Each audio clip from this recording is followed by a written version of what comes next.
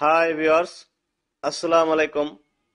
আজ আমি আপনাদের সাথে বাংলাদেশের সরকারি চাকরিতে 20তম গ্রেডের একজন সরকারি কর্মচারীর বেতন স্কেল নিয়ে কিছু কথা বলবো।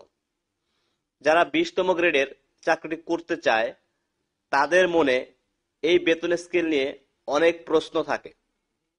তাহলে চলেন আমরা মূল আলোচনা শুরু করি। 2015 সালের বেতন স্কেল নীতিমালা অনুযায়ী 20তম গ্রেডের একজন সরকারি কর্মচারীর মূল বেতন নির্ধারণ করা হয়েছে 8,250 টাকা। বাড়ি ভাড়া ভাতা বাবদ 20তম গ্রেডের একজন সরকারি কর্মচারী 50 থেকে 60% টাকা পেয়ে থাকে। আমি এই ভিডিওতে 60%, যার মূল্য 4,950 টাকা এখানে যুক্ত করেছি।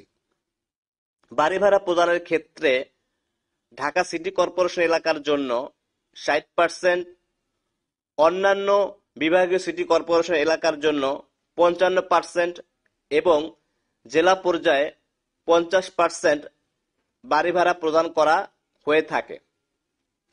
চিকিৎসা ভাতা বাবদ 20তম গ্রেডের একজন সরকারি কর্মচারী 1500 টাকা মাসিক পেয়ে থাকে।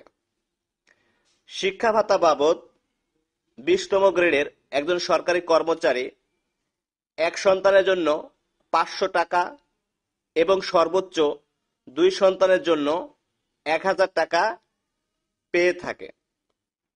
টিফিন ভাতা বাবদ 20তম গ্রেডের একজন সরকারি কর্মচারী মাসিক 300 টাকা পেয়ে থাকে। যাতায়াত ভাতা বাবদ 20তম গ্রেডের একজন সরকারি কর্মচারী মাসিক 300 টাকা পেয়ে থাকে। বোনাস হিসেবে ঈদ বা অন্যান্য ধর্মীয় অনুষ্ঠানে 20তম গ্রেডের একজন সরকারি কর্মচারী তার মূল বেতনের সমপরিমাণ টাকা পেয়ে থাকে।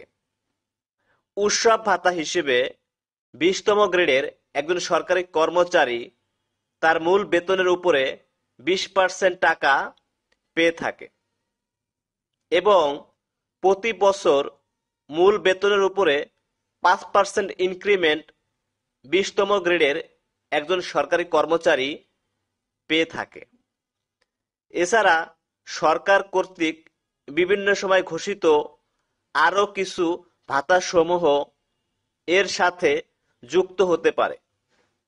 ভিউয়ার্স, আপনারা যদি আমার এই ভিডিও থেকে কিছুটা উপকৃত হন তাহলে আমার চ্যানেলটা সাবস্ক্রাইব করে আমার পাশে থাকুন, যাতে ভবিষ্যতে আমি আপনাদের জন্য আরো অনেক ভালো ভালো ভিডিও নিয়ে আসতে পারি।